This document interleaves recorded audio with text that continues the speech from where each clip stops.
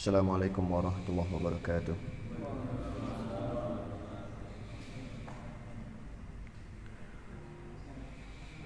Alhamdulillah, nahmaduhu wa nasta'inu wa nastahdi wa natubu ilaih wa na'udzu billahi min syururi anfusina wa sayyiati a'malina. May yahdihillahu fala mudilla lahu wa may yudlil fala hadiyalah. Asyhadu an la ilaha illallah wa asyhadu anna Muhammadan abduhu wa rasuluhu mab'uts rahmatan lil alamin. Qala Allah ta'ala fi kitabil karim, ya ayyuhalladzina amanu taqullaha haqqa tuqatih wa la tamutunna illa wa antum muslimun. وقال يا أيها الناس اتقوا ربكم الذي خلقكم من نفس واحدة وخلق منها زوجها وبث منهما رجالا كثيرا ونساء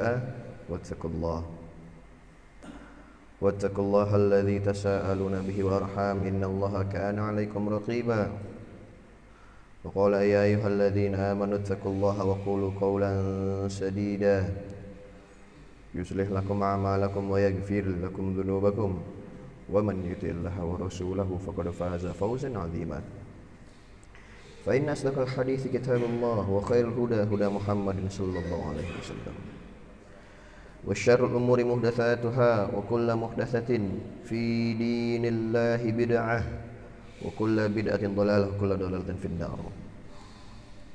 Alhamdulillah, segala puji bagi Allah. Saudara-saudaraku, Bapak Ibu jemaah Masjid Jami' Al-Qayyimah rahimani Allah wa iyyakum, dikumpulkannya kita kembali di rumah Allah dengan keadaan iman, Islam dan sehat, alhamdulillah. Semoga apa yang kita lakukan sekarang menjadi pemberat timbangan kebaikan kita. Kemudian saudara salam kita curahkan kepada Rasulullah sallallahu alaihi wasallam yang telah mengevakuasi umat dari zaman kegelapan hingga zaman terang benderang, minas zulumati ilan nur. Fikih muyassar, fikih praktis yang dimudahkan, yang ditulis oleh pakar-pakar fuqaha dari kalangan ulama fikih. Sebelum kita lanjutkan kepada tema selanjutnya, maka marilah kita sedikit mengambil murojaah agar tidak melupakan faidah-faidah yang telah kita pelajari, Pak ya. Bahwasanya Allah Subhanahu wa taala memberikan manusia itu fitrah. Di antara fitrahnya adalah kesucian, fitrah kesucian. Dan Allah Subhanahu wa taala menciptakan manusia semua di atas kefitrahan. Maka dari itu ada beberapa fitrah yang difitrahkan kita, yang sejatinya kita harusnya berada di atasnya. Siapa yang mau menyebutkan, Pak? 5 saja. 5 dari fitrah kesucian manusia. Fadhal. Ayo, Pak. 5 kesucian fitrah manusia. Apa aja? Fadhal, Syekh. Fadhal. La tastahu minal ilm, enggak boleh malu dari ilmu. Al-ilmu haramun litsnain. Ilmu itu haram untuk 2 orang, mustahin dan mustakbir, orang yang malu dan orang yang sombong. Ayo, 5 fitrah kesucian. Angkat tangan dulu. Fitrah yang dilahirkan. La. Bukan itu. Yang kemarin yang kita pelajari. Tafadhal kalau ya.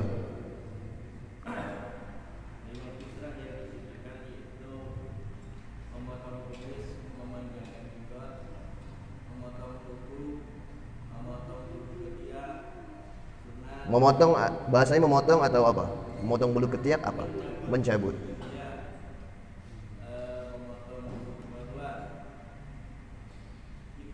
Khitan. Barakallahu fiik, jazakallahu khair, masyaallah. Mau yang mana ini, Pak? Tafadhal ikhtar. Pilih. Mau yang ini yang warna pink aja yang paling depan ya. Tafadhal. Barakallahu fiikum. Nafa'allahu bikum. Barakallahu fikum. Tadi disebutkan bahwasanya fitrah kesucian seorang manusia adalah khitan. Khitan, Pak ya. Siapa yang bisa menjelaskan kepada kita semua apa hukum khitan untuk perempuan sejatinya? Hukum khitan untuk perempuan sejatinya apa, Pak? Angkat tangan Pak. Tafadhal Syekh. Wajib seperti pria karena berdasarkan hadis apabila bertemunya dua hitam. Hadisnya intinya apabila bertemu dua hitam jadi menunjukkan seperti itu kalau laki-laki diwajibkan berarti perempuan juga. Barakallahu fiik. Nafa'allahu bikum. Masyaallah. Masyaallah. Masyaallah. Tafadhal. Nafa'allahu bikum. Masyaallah. Biar kita semangat Pak. Ya. Insyaallah dua sisanya di akhir-akhir sesi insyaallah. Baik, kita lanjutkan dulu sedikit permasalahan tentang fikih muyasar kita. Al-babu al-khamis, bab yang kelima. Fil wudu, tentang wudu. Wa fihi masail, dan di sana ada masalah-masalah. Al-mas'alatul ula, masalah yang pertama, kasus pertama, ta'rifuhu wa hukmuhu. Pengertian wudu dan hukum wudu. Al-wudu'u lughatan, al-wudu'u dengan didomahkan wawunya Pak. Al-wudu. Al-wudu'u lughatan, wudu secara bahasa adalah mushtaqun minal wada'ah. Diambil dari kata wada'ah, kesucian. Wahiyal husnu wan nazafah. Wahiyal husnu wan nazafah, dan artinya adalah bagus dan kebersihan. Dari etimologi, dari pengertian bahasanya, wudu, kalau wudu ada wudu Pak, dengan mendomahkan waw, itu diambil dari kata wada'ah, artinya kebagusan atau kesucian, sama. Al-husnu kebagusan, wan nazafah dan kesucian. Namun kalau dibuka wawunya al-wadu, wadu. Kalau wudu itu kaifiyahnya, kalau wadu itu airnya. Makanya kata orang Arab, tawaddu bi wudu'in tahir. Wudulah dengan wadu, wadu itu airnya. Kalau wudu kaifiyahnya. Beda Pak. Wa syar'an, terminologinya dari segi syariat artinya apa wudu? Isti'malul ma'i fil a'dha'il arba'ah, menggunakan air di 4 anggota tubuh. Wahiyal wajhu, dan ini adalah wajah, wal yadan, kedua tangan, war ra's, kepala, war rijlan, dan kedua kaki. Atau pengertiannya ini menggunakan air di 4 anggota wajib wudu. Maka dari itu saudaraku yang Allah muliakan, 4 inilah yang wajib dibasuh, selain itu sunnah, kesepakatan ulama. Walaupun nanti ada ikhtilaf apakah kuping masuk ke wajah apa tidak, tapi itu nanti kita bahas insyaallah. Ala sifatin makhsusatin fi syara', dengan sifat yang khusus dari syariat. Jadi wudu itu adalah sebuah kaifiyah, sebuah sifat yang dikhususkan oleh syariat atau diajarkan langsung oleh syariat. Gerakan-gerakannya diajarkan langsung oleh syariat. Ya. Ala wajhi at-ta'abbudi lillahi ta'ala, dengan niat beribadah kepada Allah taala. Jadi dari sini pengertian di sini kita paham bahwasanya wudu itu menggunakan air di 4 anggota wajib. Kemudian dengan sifat yang khusus. Kemudian dengan mengharap dengan berniat ibadah kepada Allah Ta'ala. Jadi kalau ada orang, dia cuci muka, cuci kaki, cuci kepala, cuci muka, cuci tangan, kepala, kemudian kaki, namun niatnya tabarrud, hanya tabarrud, cuman tabarrud niatnya. Niatnya hanya untuk mendinginkan badan, nggak ada wudu, maka tidak dihitung wudu Pak. Betapa pentingnya dia. Maka dari itu orang yang berwudu bukan karena ingin meniatkan wudu, maka dia tidak mendapatkan pahala wudu. Ya, harus ada niat wudunya. Wa hukmuhu, hukum wudu. Annahu wajibun 'alal muhdits idza arada sholata wa ma fi hukmiha kat-tawafi wa massil mushaf. Bahwasanya wudu itu wajib untuk orang yang berhadas. Idza arada shalah, hadas kecil, hadas besar. Idza arada shalah, jika dia ingin salat. Wa ma fi hukmiha, atau hukumnya yang semisal dengan salat, seperti tawaf atau memegang atau menyentuh Al-Qur'an. Sejatinya saudaraku yang Allah muliakan, ketika muallif berkata di sini wajib untuk orang yang ingin sholat. Nah, di sini tidak ada ikhtilaf ulama. Ulama sepakat bahwasanya orang yang ingin sholat wajib berwudu, sepakat semuanya. Namun beliau di sini menyamakan kat tawaf, seperti tawaf. Apakah tawaf itu harus wudu? Memang ada hadis yang sharih dan sahih mengatakan at-tawafu as-shalah illa an ubiha fihil kalam. Tawaf itu adalah sholat, namun bedanya tawaf itu boleh ngobrol. Makanya kalau ada orang yang datang ke Masjidil Haram kalau kita untuk menghormati Masjid Al-Qaimah, masjid apapun itu selain Masjidil Haram, maka hendaknya dia sholat 2 rakaat tahiyatul masjid. Namun kalau ada orang yang mendatangi Masjidil Haram, dia menghormati Masjidil Haramnya bagaimana, Pak? Dengan tawaf. Untuk menghormati Masjidil Haram. Memang ada hadis yang mengatakan at-tawafus shalah, tawaf adalah salat. Bedanya tawaf boleh ngobrol. Nah, sekarang muallif penulis kitab berkata di sini, wajib wudu untuk tawaf karena tawaf semisal hukumnya dengan salat. Sejatinya ulama ikhtilaf, saudaraku yang Allah muliakan, menjadi 2. Ikhtilaf ulama tentang tawaf. Memang jumhur mengatakan, adapun jumhur mereka mengatakan bahwasanya tawaf itu wajib wudu sebelumnya. Namun dalil-dalil mereka adalah tadi di atas, karena tawaf seperti salat seperti tawaf, sama semuanya. Namun ada perbedaan.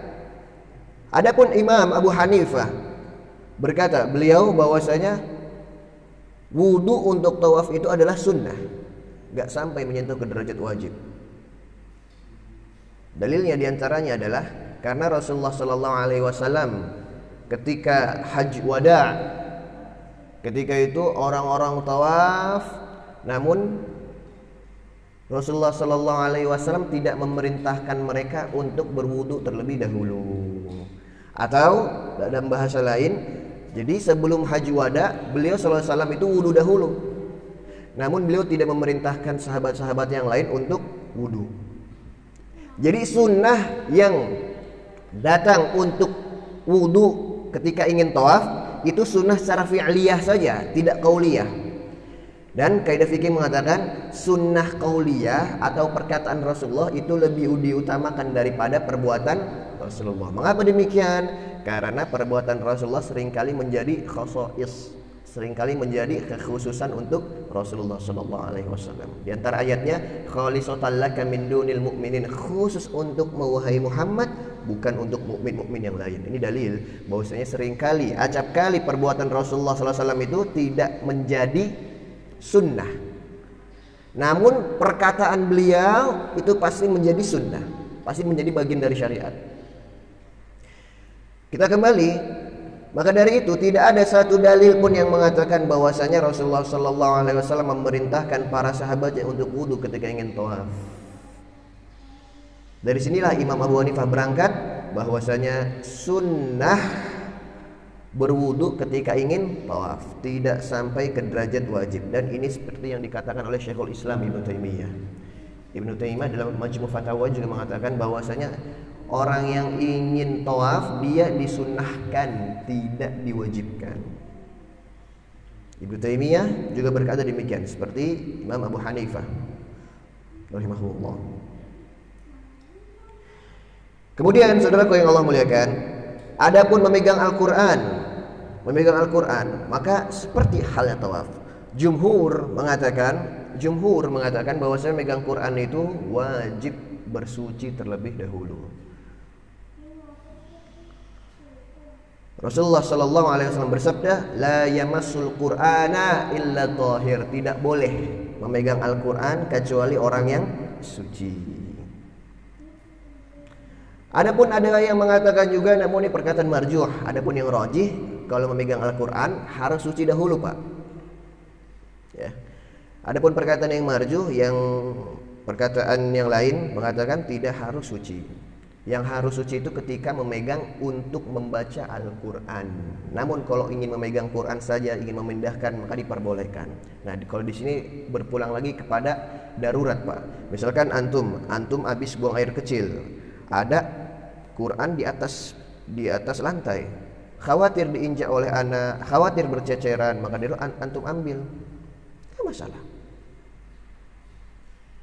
Namun kalau misalkan antum ingin baca Quran, memegang Al-Quran dengan membacanya langsung, maka disinilah diwajibkan untuk berwudu terlebih dahulu. Karena tujuan memegang Al-Qurannya sudah membaca, bukan untuk memindahkan lagi. Ya, itu yang paling kuat.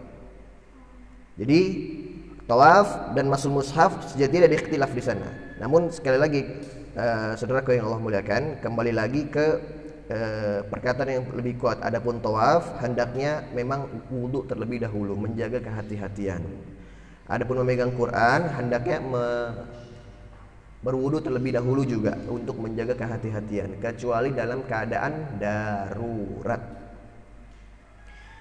Jelas insyaallah Pak ya. Kemudian beliau berkata di sini, al-mas'alah atsaniyah, masalah yang kedua, ad-dalil ala wujubi, dalil tentang kewajibannya wudu. Wa ala man yajib, dan wudu diwajibkan kepada siapa? Wa mata yajib, dan kapan diwajibkan.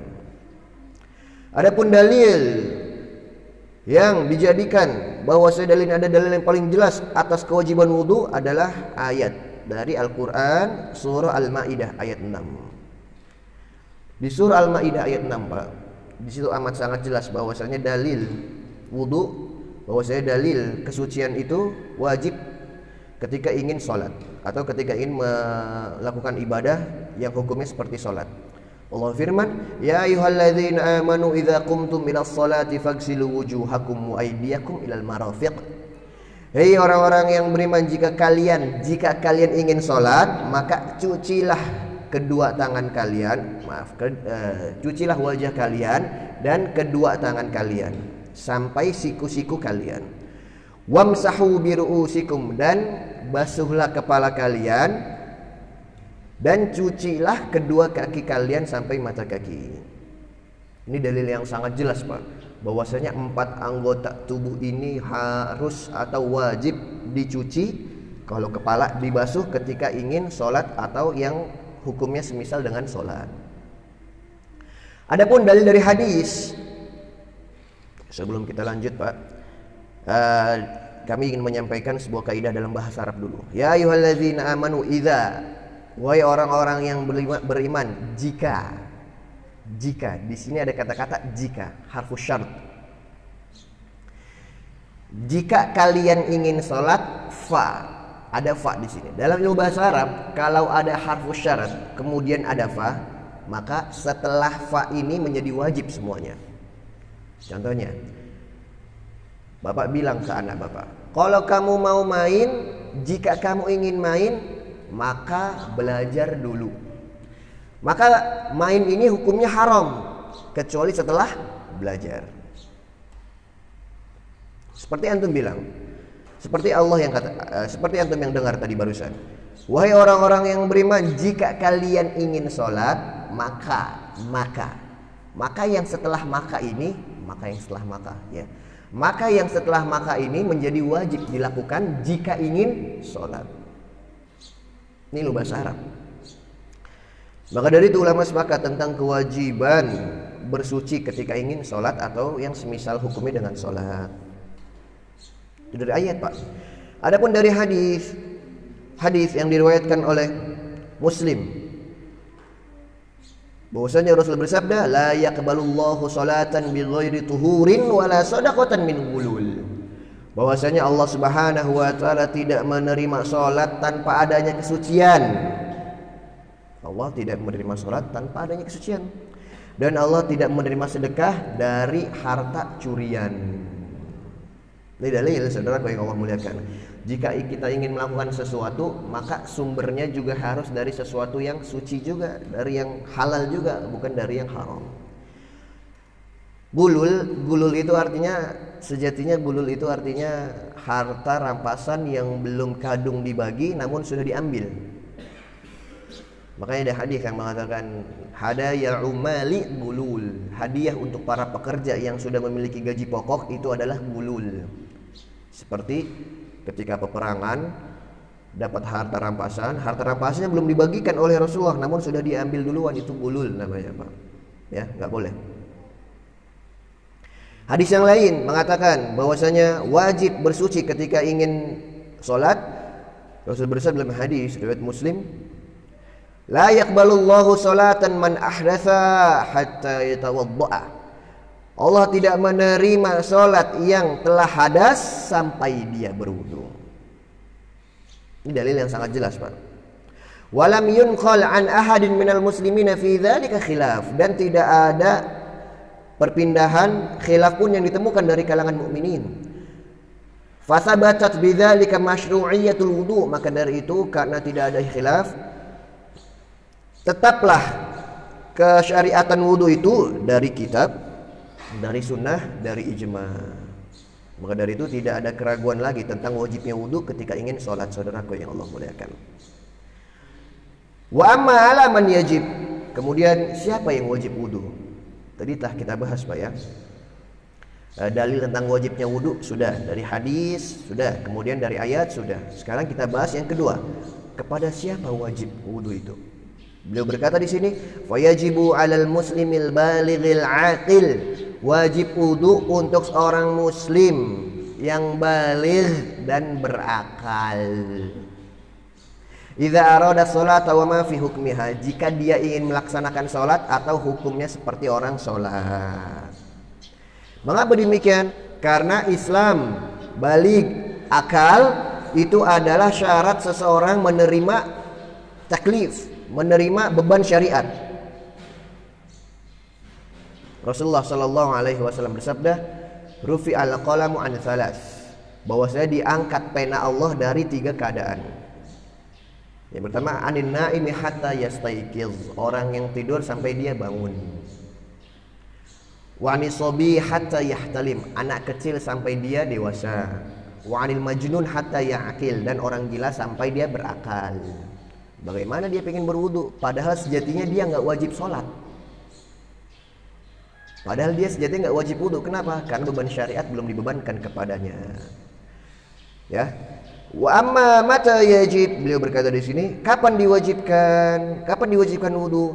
Fa idza dakhala waqtu sholati aw arada al-insanu al-fi'la alladhi yashtaritu lahu al-wudu wa illam yakun dzalika muta'alliqan bi waqt kat-tawaf wa masil mushaf. Wajib wudu jika sudah masuk sholat atau seorang manusia ingin melakukan suatu ibadah yang diwajibkan sebelumnya wudu terlebih dahulu. Jadi saudaraku yang Allah muliakan, wudu itu wajib jika antum ingin melakukan ibadah yang harus dibangun di atas kesucian. Contohnya, antum kebelet ingin buang air kecil. Setelah buang air kecil, habis itu cebok. Setelah cebok, antum nggak wajib wudu karena tidak ada ingin ibadah yang dilakukan setelahnya. Namun kalau ingin melakukan sholat setelah itu, atau baca Quran, atau tawaf untuk menjaga kehati-hatian, kita katakan wajib berwudu saja. Maka dari itu antum wajib berwudu. Jadi saudaraku yang Allah muliakan, wudu itu wajib untuk orang yang ingin melaksanakan sholat atau ibadah yang hukumnya seperti sholat. Wa illam yakun dzalika muta'alliqan biwaqtin kat tawaf wa masil mushaf, walaupun itu ibadah yang tidak terkait dengan waktu seperti tawaf dan mushaf. Ini juga dalil bahwasanya tawaf itu boleh kapan saja, Pak. Tawaf itu boleh kapan saja.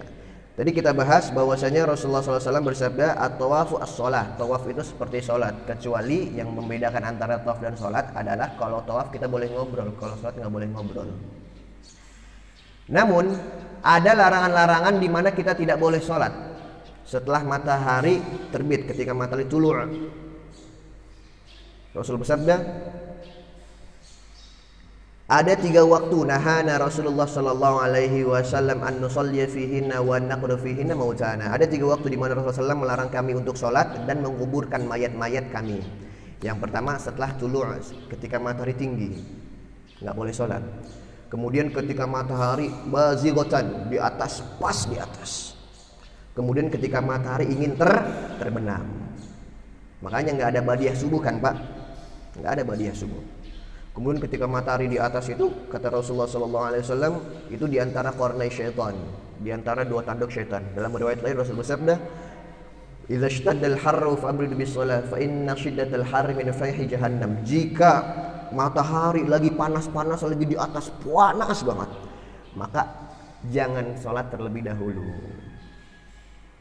Fa inna syiddatal har, karena matahari yang sangat mencekik itu min fayhi jahannam, dari napasnya jahannam.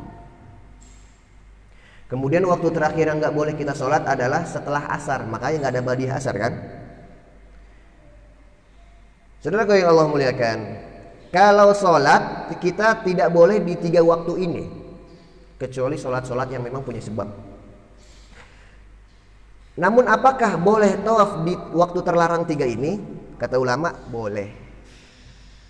Maka demikian, karena tawaf itu memang seperti sholat, namun bedanya tawaf itu mempunyai hadis tersendiri tentang pembolehannya dilakukan di kapanpun.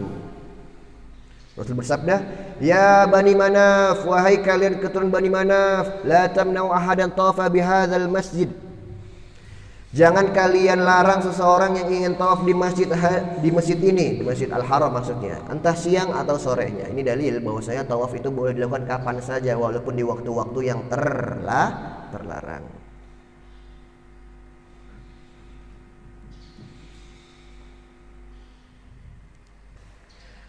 Kemudian beliau berkata di sini, al-mas'alah ats-tsalitsah, masalah yang ketiga, kasus yang ketiga, fi syurutihi, syarat-syarat wudu. Syarat-syarat wudu. Syarat-syarat, apa itu syarat? Arti syarat, Pak? Arti syarat apa? Kalau bahasa Indonesianya, dilakukan sebelum amal yang inti dilakukan. Malam yakun fi mahiyati syai', yang bukan termasuk rukun. Syarat itu yang harus dipenuhi sebelum ingin melakukan wudu atau beriringan dengan wudu tersebut. Itu artinya syarat.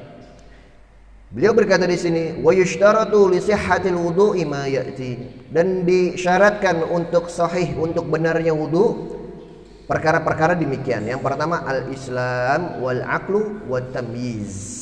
Harus Islam, berakal dan tamyiz.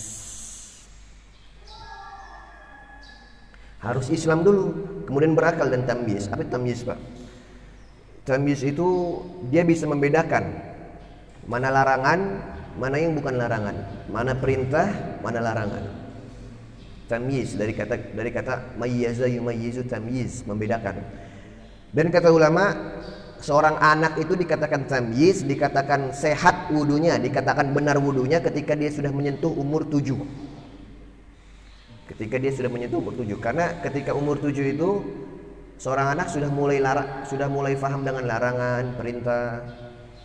Dan umur-umur inilah yang disarankan, yang diajak mereka untuk mulai sholat. Rasulullah sebelum hadis Muslim, muru auladakum bis-sholati hum abna'u sab'i sinin. Qala Rasul. Perintahkanlah anak-anak kalian dan mereka umur 7 tahun. Perintahkanlah anak-anak kalian sholat dan mereka umur 7 tahun. 7, Pak. Berarti bapak-bapak yang punya anak bayi atau punya anak yang di bawah 7 tahun, itu kalau memang malah mengganggu kekhusyuan para jamaah di masjid atau ketika sholat atau apa, itu hendaknya jangan dibawa dahulu, karena belum masuk ke umur tamyiz. Ya. Biasanya 7 tahun biasanya. Fala yasihu minal kafir, maka dari itu keluarlah kafir. Seorang kafir tidak sah wudunya, walal majnun, dan orang gila enggak sah wudunya, wala yakunu mu'tabar min as-saghir ladzi duna sinni tamyiz, dan wudu itu tidak dianggap dari seseorang yang belum menyentuh umur tamyiz. Dan sekali lagi kami ulang bahwasanya umur tamyiz itu kata ulama kebanyakan mulai di umur 7 tahun, seperti yang berpulang kepada hadis Rasulullah sallallahu alaihi wasallam.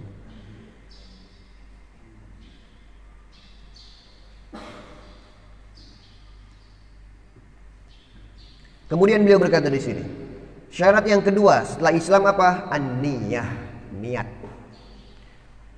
Maka dari itu, wudu itu harus ada niat dia ingin berwudu, bukan ingin dingin-dinginin badan. Seperti hal contohnya, Pak, ada orang dia junub, kemudian dia mandi dengan gerakan mandi junub, namun dengan niat tabarrud, dengan niat mendinginkan badan, bukan untuk mengangkat hadas besar. Maka ulama sepakat orang ini hanya mendinginkan badan saja. Namun kalau secara hukum kesucian dia masih dikatakan hadas besar. Niat penting. Li hadis, dengan hadis innamal a'malu binniyat. Sesungguhnya amal-amal itu tergantung kepada niat-niatnya.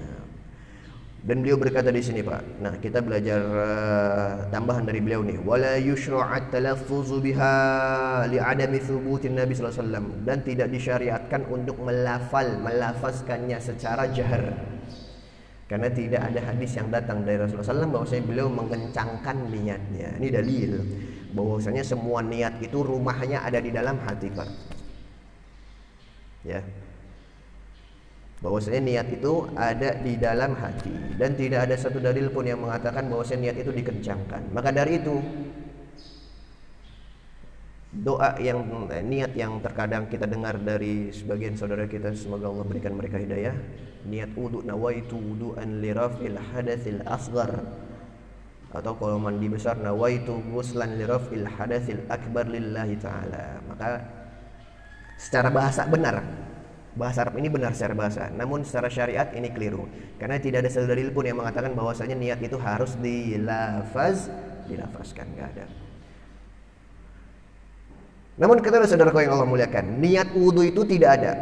Maksud kami, niat wudu itu secara eksplisit dari Rasulullah, jadi niatnya harus begini. Kan beda kalau haji umroh talbiyah kan labbaik Allahumma labbaik, itu kan harus begitu pelafalan talbiyahnya. Namun kalau niat wudu itu bagaimanapun juga diterima secara keseluruhan selama niatnya adalah wudu. Yang ada sunnahnya itu adalah doa setelah wudu, Pak. Adapun doa untuk ingin wudu tidak ada. Niat wudu dilafalkan tidak ada. Yang ada sunnahnya adalah membaca doa setelah wudu. Ini ada sunnahnya. Hadis ini dibawa oleh Umar bin Khattab radhiyallahu anhu dari Sunan At-Tirmizi bahwasanya Rasulullah sallallahu alaihi wasallam bersabda, dalil bahwasanya yang sahih itu, Pak, yang sahih itu saudaraku yang Allah muliakan adalah doa setelah wudu. Saksikan hadisnya. Man tawaddo'a fa ahsana wudu, barang siapa yang dia berwudu kemudian dia mempercantik, memperbagus wudunya. Tsumma qala, setelah berwudu dia berkata, asyhadu an la ilaha illallah wahdahu la syarikalah wa asyhadu anna muhammadan abduhu wa rasuluh. Kemudian dia berkata, asyhadu an la ilaha illallah, aku bersaksi bahwasanya tiada tuhan selain Allah dan tiada sekutu baginya. Dan aku bersaksi bahwasanya Muhammad adalah hambanya dan utusannya. Barang siapa yang berwudu dan dia memperbagus wudunya kemudian berkata seperti ini, apa kata Rasulullah? Sebelumnya ada lagi, Allahumma ja'alni minat tawwabin. Kemudian dia berkata, ya Allah jadikanlah aku menjadi orang-orang yang suka bertaubat. Waj'alni minal mutatahhirin, dan jadikanlah aku orang-orang yang suka bersuci. Barang siapa yang berkata asyhadu an la ilaha illallah wahdahu la syarikalah wa asyhadu anna muhammadan abduhu wa rasuluh, Allahumma ja'alni minat tawwabin waj'alni minal mutatahhirin. Adapun tambahan waj'alni min ibadikas sholihin itu lemah, Pak. Adapun tambahan waj'alni min ibadikas sholihin birahmatika ya arhamar rahimin, ini tambahan yang lemah. Maka dari itu berhenti di mutatahhirin saja. Ya, itu tambahan saja, Pak. Tidak usah ditambah-tambahkan. Seperti doa dalam duduk di antara dua sujud, Rabbighfirli warhamni wajburni warfa'ni warzuqni wahdini wa'afini. Wa'fu anninya enggak usah. Wa'fu anninya itu lemah. Wahdini wa'afini, khalas, selesai. Jangan ada tambahan wa'fu anni, itu tambahan, Pak. Tambahan-tambahan ini memang senada, maknanya senada, maknanya bagus. Namun ini tambahan. Sekali lagi kita ibadah itu tauqif. Ibadah itu harus ada tuntunan syariatnya, walaupun artinya benar. Kami ulangi, barang siapa yang berkata demikian, maka apa? Setelah wudu dan memperbagus wudunya, maka apa ganjarannya? Futihat lahu samaniyatu abwabil jannah. Allahu akbar. Maka dibukakan untuknya 8 pintu surga. Yadkhulu min ayyiha syaa, dia boleh masuk dari mana saja. Allahu akbar. Milih Pak. Mau masuk sini saya enggak ada mana sini. Wah di sini aja deh. Masya Allah. Tapi jangan wudhunya doang, sholatnya kagak. Karena dia niat wudhu ini untuk sholat. Ya. Jadi sekali lagi, saudara yang Allah muliakan, adapun doa sebelum wudhu itu tidak ada sunnahnya. Yang ada doa setelah wudhu. Dan untuk menambahkan faedah, ketika antum doa setelah wudhu itu nggak harus mengangkat tangan Pak. Nggak harus. Kan? Allahumma ja'alni bil asyhadu an la, nggak harus. Sambil jalan boleh, nggak masalah. Ya. Namun hendaknya kalau wudhu di kamar mandi, keluar dulu dari kamar mandi. Karena lafaz jalalah hendaknya tidak diucapkan di dalam kamar mandi. Lafaz Allah maksudnya. Ya, benar. Tidak perlu masuk, tidak perlu menghadap ke kiblat, apalagi nyari kiblat. Kiblat mana kiblat? Saya mau doa setelah wudhu nih. Oh sini. Nggak perlu Pak. Sambil jalan, maafi muskilah. Nggak apa-apa. Kemudian yang ketiga Pak ya, syarat wudu alma at-tahur, harus menggunakan air yang mensucikan.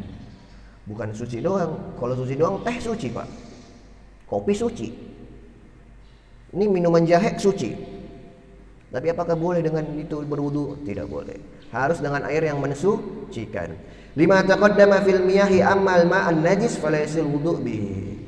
Karena kita telah pelajari air-air sebelumnya Pak ya, itu pertanyaan pertama itu. Adapun air yang najis maka tidak sah berwudu dengannya.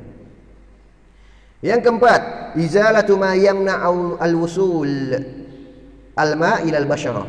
Menghilangkan segala sesuatu penghalang masuknya air ke kulit. Min syam'in, entah itu dari syama' itu artinya gaji Pak. Gaji. Lemak, tahu gaji seperti tahu kan? Gaji itu kalau kering kan dia apa? Kayak lilin gitu ya. Nah, maka dari ini dihilangkan dulu Pak. Au ajin atau tepung. Wa nahwihima, atau yang lain-lainnya yang bisa menghalangi masuknya air ke dalam kulit. Katilail azafir, seperti pewarna atau cat kuku. Alladzi yu'rafu bainan nisa al-yawm, yang diketahui oleh yang banyak dilakukan oleh perempuan-perempuan zaman sekarang. Namun saudaraku yang Allah muliakan, dalam riwayat bahwasanya Rasulullah SAW pernah memakai pewarna rambut kemerahan, henna. Antum tahu Pak? Itu seperti pewarna rambut kemerahan seperti itu. Apakah itu boleh? Boleh. Namun kalau ada pewarna rambut yang memang dia itu menghalangi jalan masuknya air untuk ke kulit, maka tidak boleh dipakai.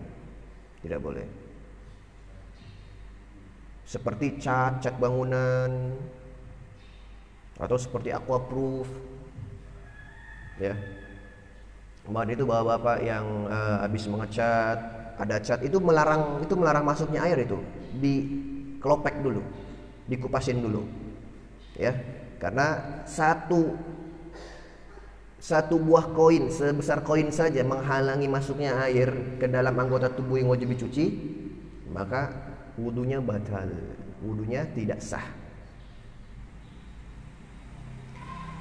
Yang kelima, al-istijmar awil istinja' inda wujudi sababihima lima taqaddam. Dia harus bersuci dahulu, entah dengan air atau dengan batu, jika ada najis yang menempel.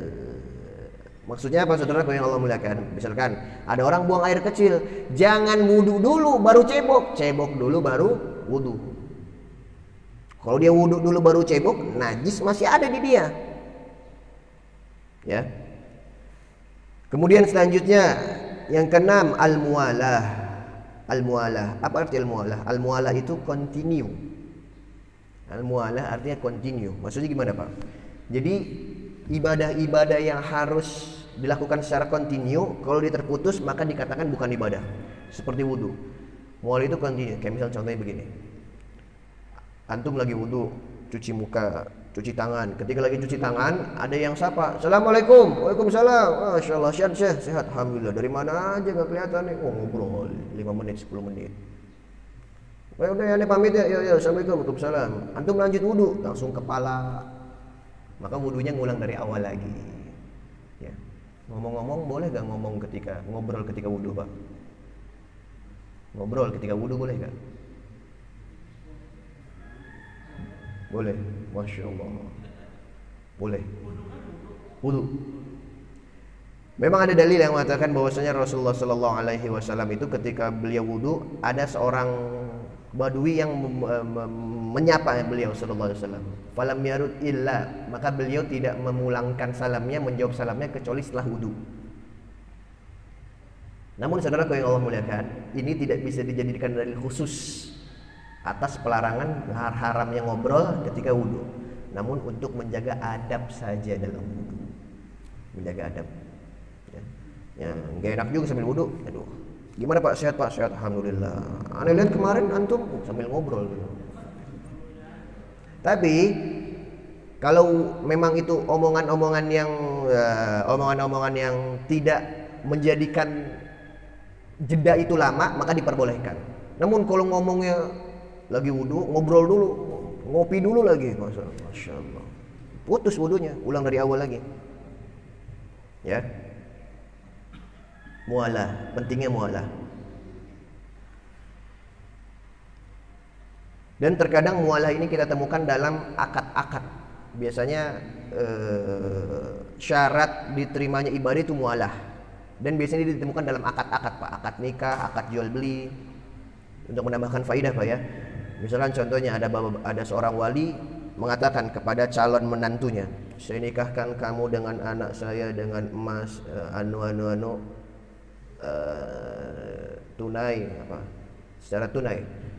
Si calon mantunya bilang, diem dulu dia, diem. Baru ngomong lagi, saya terima nikahnya, maka ulang akadnya batal. Atau misalkan lagi ngobrol gitu, ada inqita', ada terputus, dia ngobrol yang lain, misalkan saya nikahkan kamu dengan tunai. Pas pengen ngomong, ada tukang somai, calon mantunya bilang, Bang somai, beli. Saya terima nikahnya, lah. Itu sudah masuk ke pembicaraan yang lain. Maksud kami menyampaikan demikian, al-mualah continue ini biasanya ditemukan dalam akad Pak, akad jual beli, akad nikah biasanya dalam bab fikih seperti itu. Kemudian selanjutnya tertib atau berurutan. Wasayatil kalam alaihi ma ba'da qaulil, dan insyaallah kata beliau di sini akan kita pelajari setelah ini insyaallah atau pertemuan selanjutnya, karena beliau berkata di sini sayatil kalam, akan ada perbincangannya setelah itu insyaallah. Dan yang terakhir, ghuslu jami'il a'dha'il wajib ghusliha, wajib membasuh atau mengenakan air kepada anggota tubuh yang wajib untuk dibasuh atau dicuci. Maka dari itu saudaraku yang Allah muliakan, kesepakatan ulama bahwasanya hanya 4 yang wajib dicuci ketika ingin berwudu. Wajah, tangan, kepala. Kalau kepala bukan dicuci Pak, dibasuh. Kalau kaki dicuci. Beda basuh dengan cuci apa? Kalau basuh itu imror, hanya menyalurkan, mengirim air saja cukup. Namun kalau mencuci itu harus ada gerakan dalek, harus ada gerakan memijit. Ya, harus ada gerakan dipijit. Mengapa demikian? Karena Rasul pernah bersabda dalam hadis riwayat Abu Dawud, wailun lil aqabi minan nar, celakalah, nerakalah bagi orang-orang yang tidak menyempurnakan wudunya di neraka nanti. Kemudian saudaraku yang Allah muliakan, di sini tidak dikatakan, ini sudah selesai Pak ya. Ini pembahasan kita selesai. Di sini tidak dikatakan wudu 3-3, tidak. Maka dari itu kesepakatan ulama bahwasanya anggota-anggota yang wajib dibasuh atau dicuci untuk wudu itu minimal berapa kali Pak? 1 kali. 1 kali. Adapun 3 taslif ini sunnah. Karena pernah datang juga dalil bahwasanya Rasulullah SAW membasuhnya 2-2. Bahkan beliau pernah membasuhnya 2-3. Ada yang 2, ada yang 3. Yang wajibnya adalah 1. Maka dari itu kalau antum berwudu dengan 1 kali cucian atau 1 kali basuhan, selama air itu masuk ke tempat-tempat yang wajib untuk dibasuh atau dicuci, wudunya sah insyaallah. Tidak harus 3 kali. Ya, hadza wallahu a'lam bishawab. Masya Allah, alhamdulillah cepat pertemuan sekarang Pak ya. Karena masih ada 2 hadiah nih. Siapa yang mau Pak? Yang mau jawab Pak ya.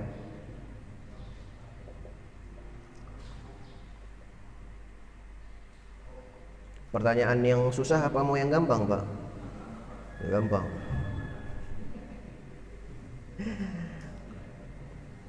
Ulama berbeda pendapat tentang wajibnya wudu ketika tawaf atau ketika memegang Al-Quran. Siapa yang bisa memberikan dalil-dalilnya dan perkataan mana yang lebih kuat? Katanya gampang, itu gampang Pak. Gampang murid itu relatif. Silakan. Ulama beda pendapat tentang memegang Al-Quran dan tawaf. Salah nggak apa-apa. Tafadhal Syekh, jazakallah khair. Fadhal.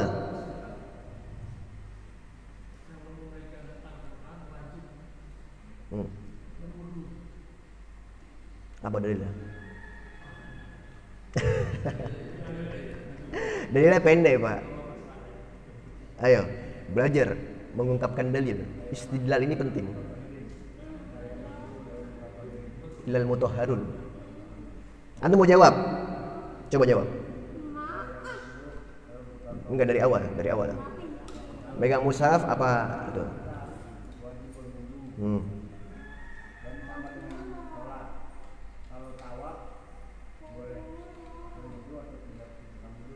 Dalilnya apa? Dalil tawaf Pak. Enggak dari hadis Pak. Dalil tawaf. Mau lagi? Boleh gak lagi? Tafadhal, mafi mushkilah. Berdasarkan dalil yaitu perkataan Rasulullah diutamakan kepada perbuatannya karena perbuatan Rasulullah itu bersifat khusus. Mumtaz. Namun yang lebih kuat yang mana? Yang lebih berhati-hati yang mana? Tetap dikerjakan. Mengapa? Karena itu termasuk menjaga adab-adabnya. Barakallah fiik, Masya Allah. Ini diborong nih sama beliau ini. Lagian antum gak mau jawab sih. Barakallah fiikum. Pertanyaan selanjutnya, masih ada 1 Pak.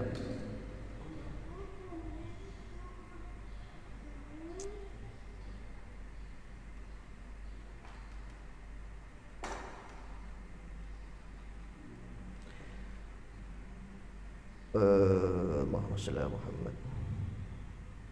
Apa yang gampang Pak ya? Susah semua ini. Baik. Sebutkan 5 saja. 5 syarat-syarat wudu. Fadhal Syekh. Tafadhal antum.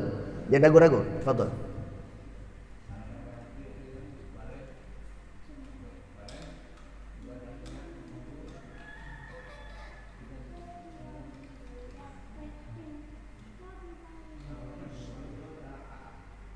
Terus? Nah.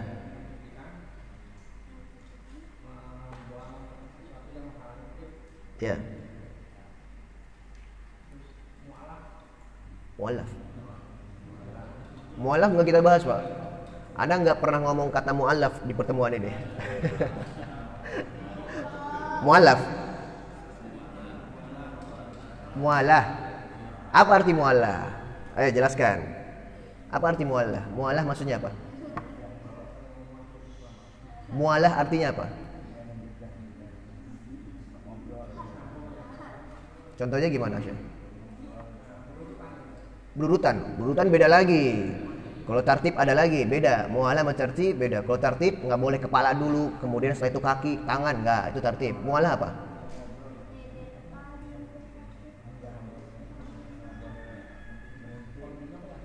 Continue. Kalau jedanya sebentar boleh? Boleh. Yang nggak boleh jeda lama. Barakallahu fiik. Tafadhal Syekh. Tafadhal.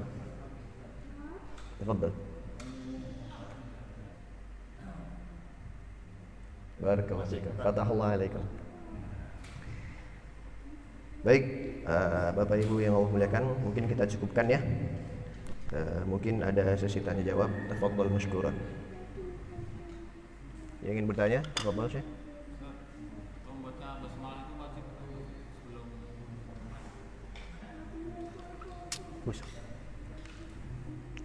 Bismillah sebelum berwudu. Ada hadis yang mengatakan bahwasanya bismillah itu kalau secara umum perkataan bismillah itu menjadikan sesuatu adah menjadi ibadah, kebiasaan menjadi ibadah. Namun ada hadis secara eksplisit, secara gamblang mengatakan bahwasanya Utsman bin Affan sebelum berwudu beliau mengatakan bismillah. Setelah beliau berwudu, beliau berkata, "Ra'aitu Nabiyya sallallahu alaihi wasallam tawaddaa mithla wudu'i hadza." Aku melihat Rasulullah SAW wudu seperti wuduku ini, yang di awalnya ada bismillah. Ini dalil bahwasanya bismillah itu bagian dari wudu. Namun pas sekali lagi bismillah itu memang sejatinya di awal semua ibadah. Bismillah, bismillah, bismillah. Ya, itu bagian dari wudu. Barakallahu fikum. Benar. Ada lagi? Tafadhal Syekh.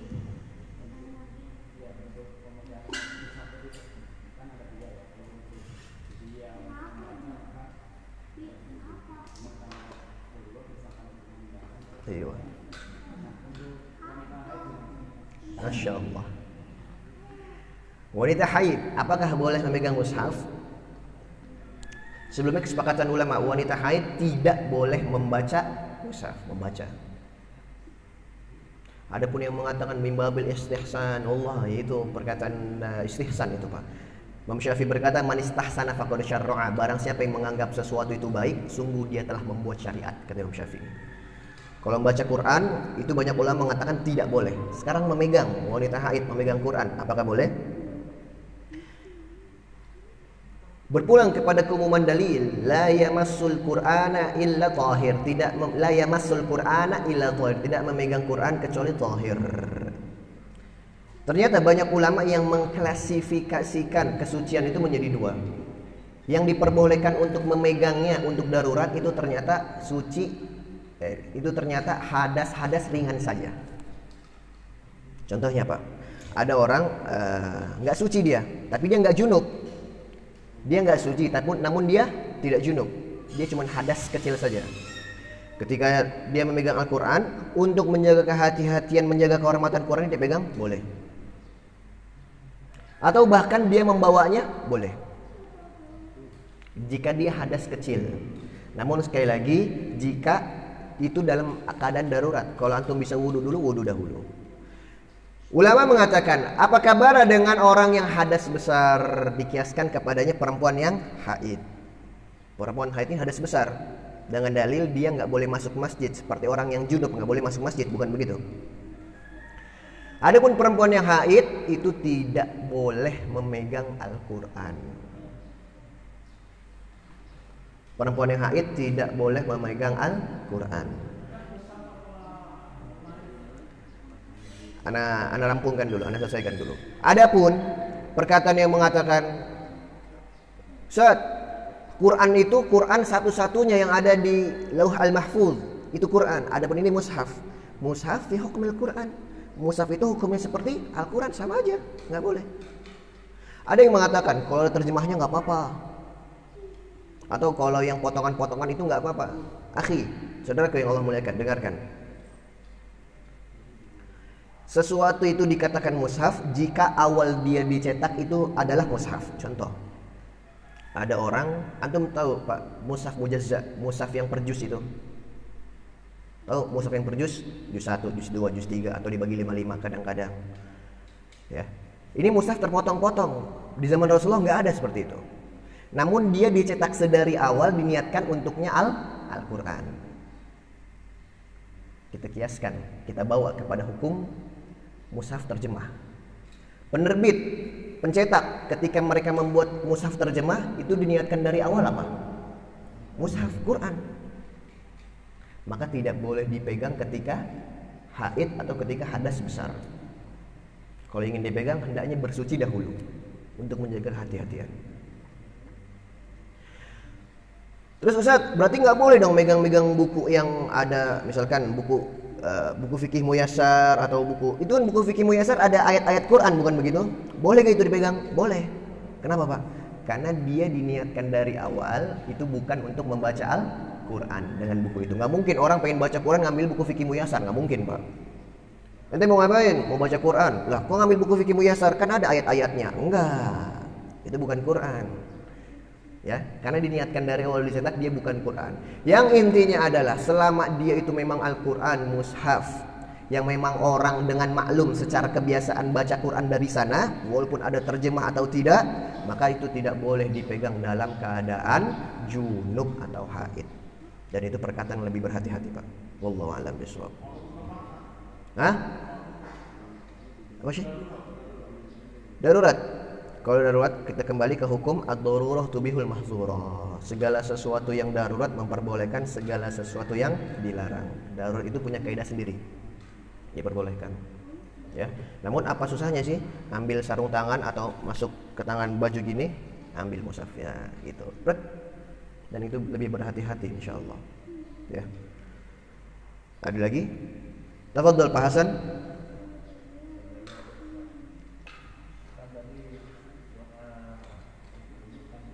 Ya.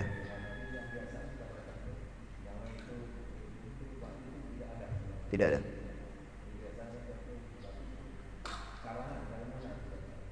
Gimana?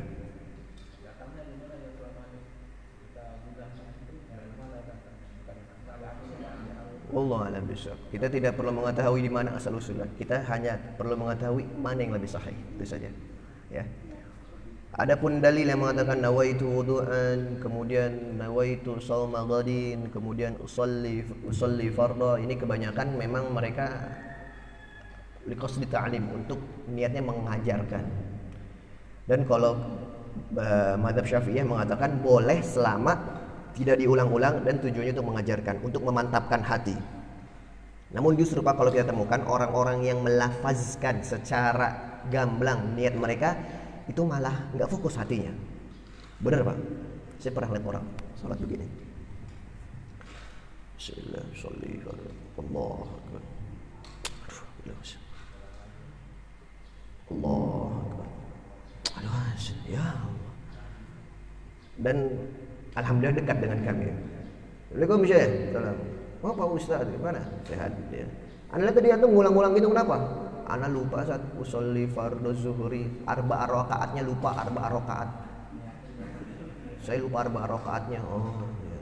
Terus kedua kali gimana? Ana malah bilang arba'a rakaatin ma'muman lillah. Aduh, ribet banget aduh. Malah menghilangkan kekhusyuan hati, bukan begitu?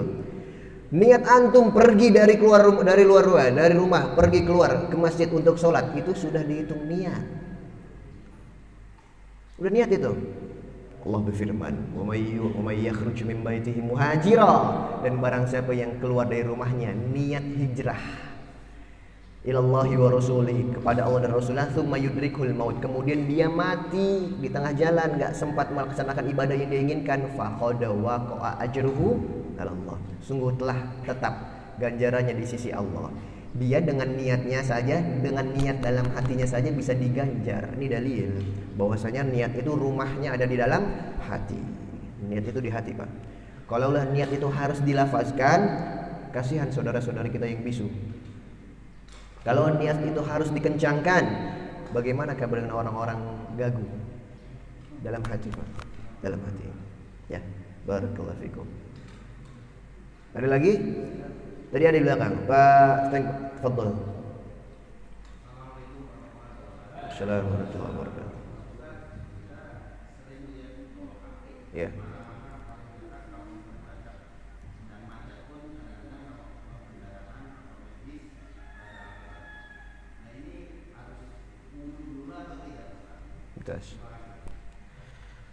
Saudara yang Allah muliakan, adapun HP ini dia lebih luas hukumnya. Maka dari itu antum-antum yang biasa baca Quran dari HP, ya, dari HP, maka diperhatikan adab-adabnya. Kalau itu sudah membuka halaman Quran, contohnya seperti ini. Ini kan Al-Quran, antum bawa halamannya lagi Quran gitu. maka dihukumi Al-Quran. Nggak boleh dibawa kamar mandi, maka hendaknya dibangun di atas kesucian, karena sudah membawa hukum Al-Quran. Namun kalau antum misalkan sudah membawanya seperti ini, nah ini kitab Pak, ini kitab fikih muyasar, ini kitab fikih muyasar, ini bukan Quran. Udah mau seperti ini bukan Quran, maka antum boleh memegangnya walaupun dalam keadaan tidak suci, dan boleh dibawa kamar mandi, nggak masalah. Namun ada ayat-ayat Qur'annya Pak ya, oh jangan. Ya, intinya kalau bukan Al-Quran atau dari layar katakan seperti megang Quran, iya kalau dia lagi membuka halaman Al-Quran. Jelas Pak? Kalau dia sedang membuka halaman Al-Quran, maka dihukumi dia sedang memegang Al-Quran. Wallahu a'lam bishawab. Tafadhal, tadi siapa lagi Syekh? Pada Jivan dulu. Syuaya Syekh.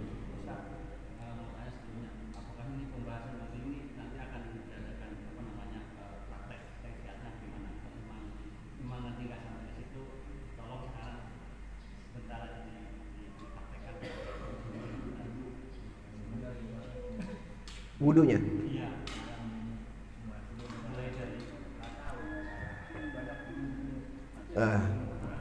Hadis berpulang dari hadis, ada hadis yang sangat lengkap yang dibawakan oleh Utsman bin Affan. Kami praktekkan Pak ya. Bahwasanya Rasulullah Shallallahu Alaihi Wasallam sebelum wudu itu beliau biasa mencuci tangannya, dan mencuci tangan ini hukumnya sunnah, wajib dalam dua keadaan. Mencuci tangan Pak, ini sunnah. Mencuci tangan sebelum wudu itu loh, ini sunnah. Namun menjadi wajib dalam dua keadaan. Yang pertama jika ditemukan najis kemudian bangun tidur wajib cuci tangan dulu. Rasul bersabda, barang siapa yang bangun dari tidurnya, maka jangan memasukkan tangannya sampai dia mencucinya terlebih dahulu. Ini dalil bahwa saya mencuci tangan itu wajib dalam dua keadaan, ketika ada najis dan sebelum bangun tidur. Kemudian beliau sallallahu alaihi wasallam bismillah, kemudian beliau membasuh kedua wajahnya. Yang bagian kanan ke kanan dan bagian kiri ke kiri. Di situ mencuci, harus ada gerakan cuciannya. Dalam riwayat Bukhari, terkadang beliau mencucinya 3, terkadang beliau mencuci 2. Bahkan dalam riwayat lain beliau kadang-kadang 2, kadang-kadang 3. Ada yang 2, ada yang 3. Tangan kanan 2, tangan kiri 3, itu nggak masalah. Wajibnya adalah 1. Setelah itu, beliau mengambil air dari tangan kanan untuk mencuci tangan kanan, diginin Pak, biar airnya mengalir. Kalau kita nyalahin keran, Masya Allah. Kemudian benar gini Pak, diambil gini sampai sikut, namun naik sedikit. Diperintahkannya sampai sikut, namun naik sedikit untuk menjaga kehati-hatian. Takutnya ada yang nggak kena. Diambil tangan kanan, cuci pakai tangan kiri. Ya, Anda bahas yang wajib-wajibnya Pak ya. Kemudian ambil tangan kiri sampai tangan kanan gini. Kemudian ketika membasuh itu tidak harus basah semua rambut Pak. Ada perkataan yang lemah mengatakan bahwasanya rambut juga harus. Namun ini tidak. Kalau kita berpulang kepada keumuman ayat, wamsahu biruusikum, basuhlah kepala bukan rambut. Kalau ada orang rambutnya panjang bagaimana? Susah. Maka kepala balik lagi 1 kali, dibuang. Seperti itu. Ada yang mengatakan dicampur dengan telinga, ya, jempol ke belakang telinga dan telunjuk ke dalam telinga, dicampur seperti itu. Dan ini pendapat yang bagus.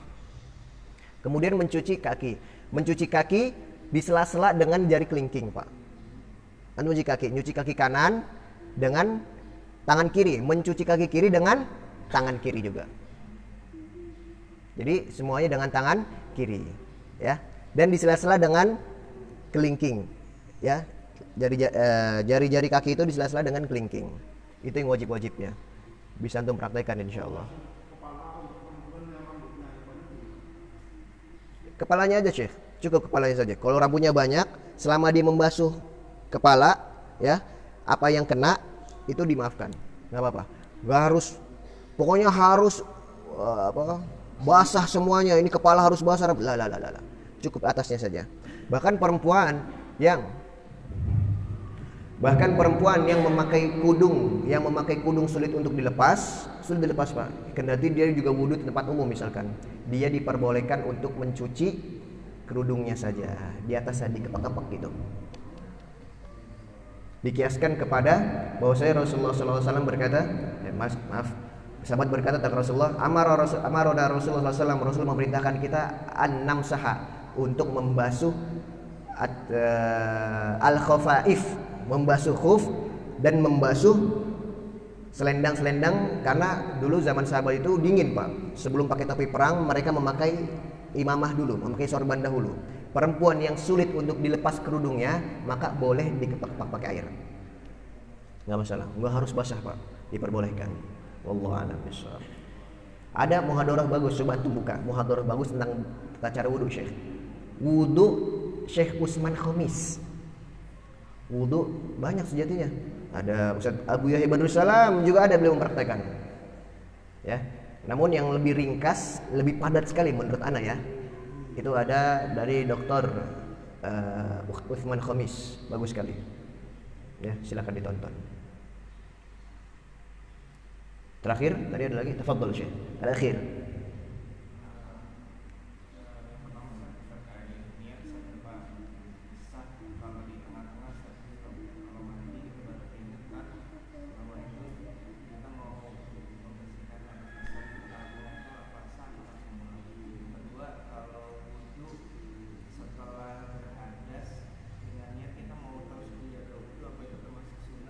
Ya.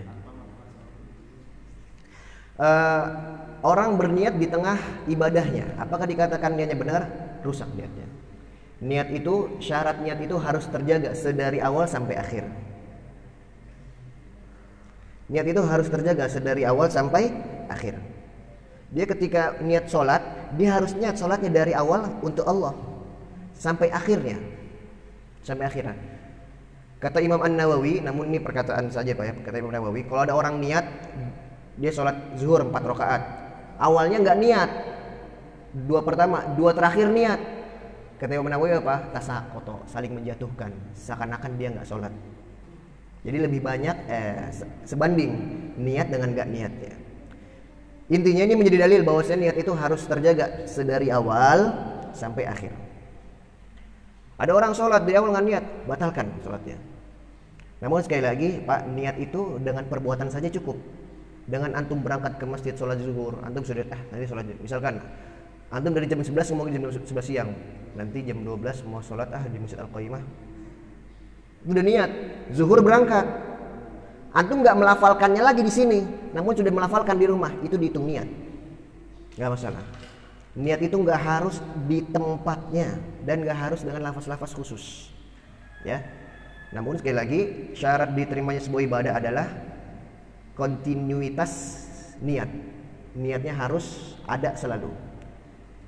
Salah satu yang membatalkan niat adalah yang menghilangkan niat tersebut. Contoh, emang maksudnya apa sih Ustaz?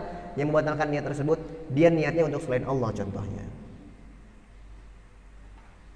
Dia lagi sholat pertamanya itu khusyuk. Namun sholat keduanya itu, sholat di rakaat kedua subuhnya, rakaat keduanya itu riya, terbagi menjadinya. Maka kata ulama yang lebih kuatnya niatnya batal, sholatnya itu adalah batal. Adapun perkataan Imam Nawawi di atas itu hanya faidah saja Pak ya, jelas. Jadi harus menjaga niatnya hanya untuk Allah dari awal sampai akhir. Yang kedua apa Pak?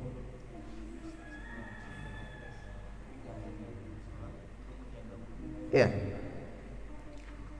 Wudu, menjaga wudu bukan untuk sholat, apakah boleh? Boleh. Namun dia tidak mendapatkan keutamaan yang diutarakan oleh Bilal ibn Rabah. Namun itu boleh. Dengan dalil Rasul bersabda, la yuhafizul wudu'a illa mu'min. Tidaklah menjaga wudu kecuali orang yang beriman. Boleh nggak masalah. Antum wudu, dikit wudu, bahkan ini menjadi salah satu tanda Rasulullah SAW mengenali umatnya nanti di hari kiamat sana. Rasul bersabda, "La'alamanna aqwaman min ummati ya'tuna yaumal qiyamati gurran muhajjalina min atharil wudu." Aku akan tahu tanda-tanda dari umatku, mereka akan datang di hari kiamat, mereka datang dengan gurran muhajjalin, wajah yang bercahaya, min atharil wudu, karena mereka memperbanyak wudu. Boleh, enggak masalah. Namun kalau memang bisa salat 2 rakaat itu lebih ahsan, dan inilah yang menyebabkan Bilal ibn Rabah terdengar terempahnya di surga padahal manusianya masih berjalan di lereng-lereng Madinah. Barakallahu fikum. Mungkin cukup Pak ya, karena keterbatasan ilmu dan waktu. Apa yang berasal dari Allah dan apa yang terkait dengan saya pribadi, kita cukup mendadak kafatul majlis. Subhanakallahumma bihamdika asyhadu an la ilaha illa anta astaghfiruka wa atubu ilaik. Akhirul kalam, assalamualaikum warahmatullahi wabarakatuh.